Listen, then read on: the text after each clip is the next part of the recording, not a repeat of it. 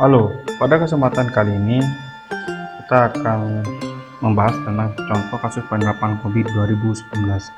COVID 2019 adalah penyempurnaan dari versi COVID sebelumnya.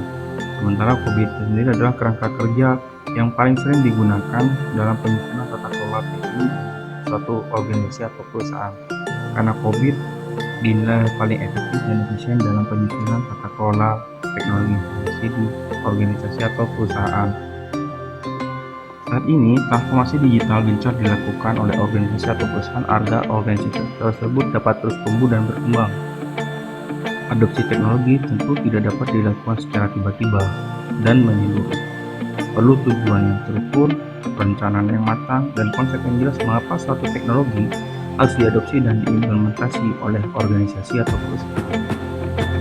Hal lain yang menyebabkan konsep adopsi teknologi ini harus matang dan tepat karena juga akan melibatkan anggaran yang sangat besar.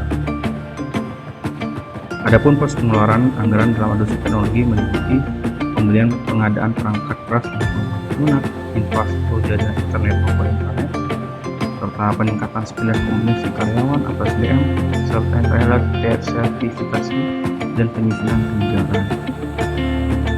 Nah, ini semua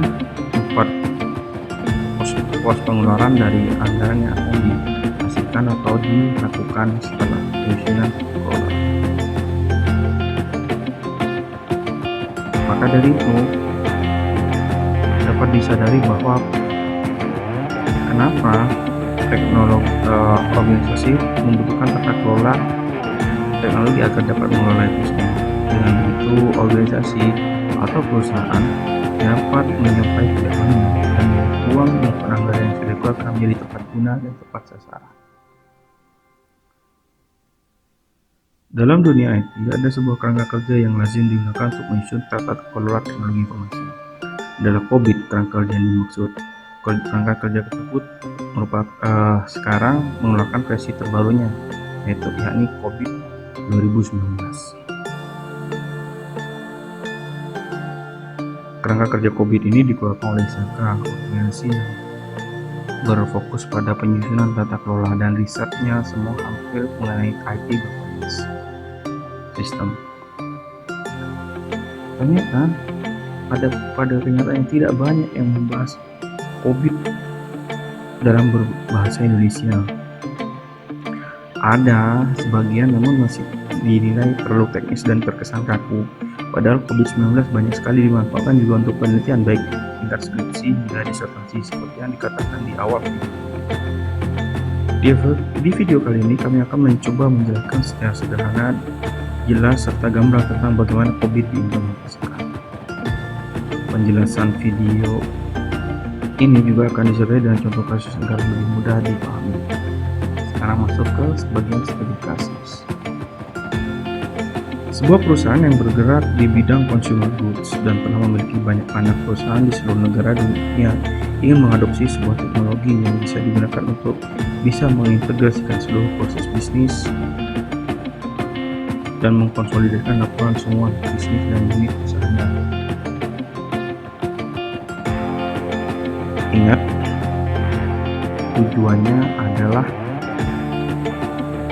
melakukan konsolidasi, bukan menyamaratakan semua bisnis dalam satu aplikasi. Ini jelas berbeda. Hal ini disebabkan karena manajemen menyadari bahwa menyatukan seluruh proses bisnis dari seluruh dunia itu adalah hal yang hampir tidak bisa dilakukan, hampir mustahil, kecuali dengan konsolidasi. Banyak tantangan yang menyebabkan hal tersebut sulit dilakukan. Ini kemampuan SDM, profil klien, dan aturan dari pemerintah seperti pajak, jam kerja, kondisi infrastruktur jaringan internet setiap negara, dan lain sebagainya.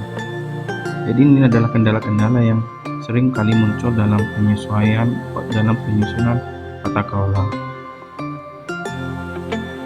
Secara teknis, yang dilakukan pertama kali adalah mengundang semua perwakilan perusahaan dan unit bisnis untuk melakukan workshop dan dengar pendapat mengenai kondisi setiap unit bisnis.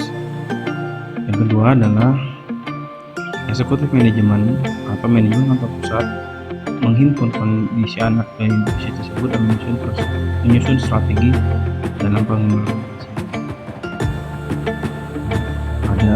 Jadi setelah melakukan workshop atau hearing, saran atau dengar pendapat atau apapun itu, maka selanjutnya adalah eksekutif mencoba melakukan konsolidasi terhadap semua pelaporan dan juga kondisi yang ada di setiap unit usaha, dan apa sebenarnya yang mereka miliki, apa yang sebenarnya mereka hadapi, dan bagaimana mereka melakukan inovasi dan improvisasi.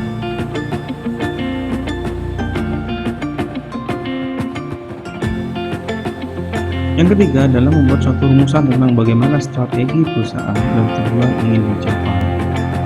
Secara teknis, dalam periode ini, eksekutif menggunakan metode dan peralatan yang cukup memadai untuk menghitung kondisi capability level untuk setiap perusahaan dan unit bisnis. Nah, kita sudah mengenal suatu istilah umum di COVID nih, capability level. Apa itu? Yang nanti akan dijelaskan juga pada video selanjutnya. Setelah mendapatkan hasil analisis kondisi internal, maka hasil penilaian tersebut dipaparkan ke seluruh manajemen dan unit bisnis di dalam workshop yang berbeda. Setelah pemaparan, maka yang dilakukan penyusunan rancangan tata kelola untuk setiap kondisi di unit bisnis. Sepintas mudah, namun tahukah kalian bahwa periode yang cukup susah dalam melakukan penilaian terhadap kondisi awal dan kondisi yang diharapkan? Adanya gap analysis yang muncul setelah dilakukan pengukuran. Gap itu sebenarnya tidak bisa dilacak atau bisa diidentifikasi di awal ketika hanya melihat raba-raba. Perlu pengukuran dan analisis mendalam terkait dengan kondisi yang diharapkan dan kondisi yang dituju.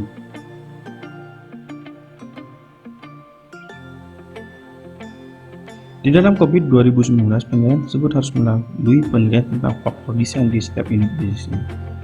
Ada 10 faktor desain yang ada di dalam COVID dan semuanya harus masuk ke dalam pengukuran seperti enterprise goals, enterprise strategy, risk profile, related issue, threat landscape, compliance requirement, role of IT, sourcing model of IT implementation method, dan technology adoption strategi.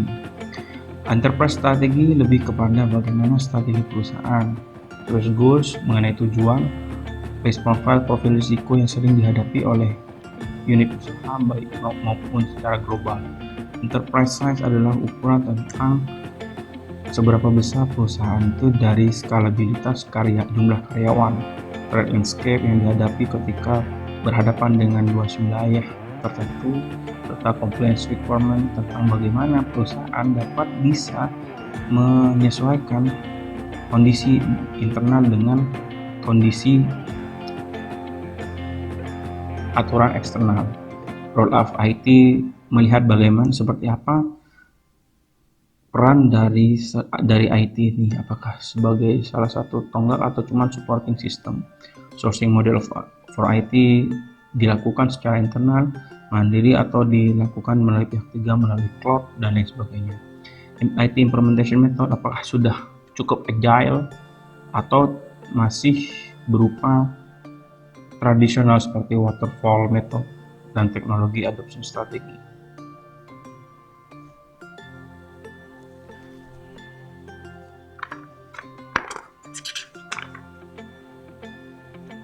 Untuk faktor desain selanjutnya akan dijelaskan di video selanjutnya. Ini semua mereka di dalam faktor desain itu memiliki ada yang namanya kertas kerja untuk melakukan pengukuran.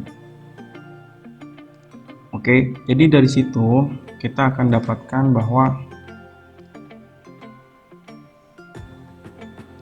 bahwa COVID-19 itu secara garis besar cukup mudah dilakukan. Bahwa yang pertama adalah melakukan penentuan tujuan perusahaan, visi misi, dan juga kondisi yang akan dihadapi. Kemudian melakukan analisis terhadap profil risiko yang sekiranya muncul dan juga terkait kondisi dan isu-isu yang bisa mempengaruhi kebijakan perusahaan baik saat ini maupun di masa depan. Jadi semua itu diakumulasikan, diformulasikan sehingga mendapatkan satu cara metode bagaimana seharusnya perusahaan itu bisa bergerak atau organisasi itu bisa naik dari capability level saat ini sehingga mencapai capability level yang diharapkan. Oke, sekian dulu untuk video kali ini. Selanjutnya akan ada faktor desain dan capability level, dan terus beruntun sampai nanti kita bisa mendapatkan suatu kertas kerja yang baik dan juga dalam penyusunan rekomendasi di dalam setiap perusahaan. Ingat selalu dalam case kali ini kita akan belajar tentang perusahaan consumer goods, dan itu akan terus kita pakai pada video-video selanjutnya. Salam. Jangan lupa subscribe untuk menunjukkan dukungan kamu kepada channel ini. Sibuk belajar on YouTube.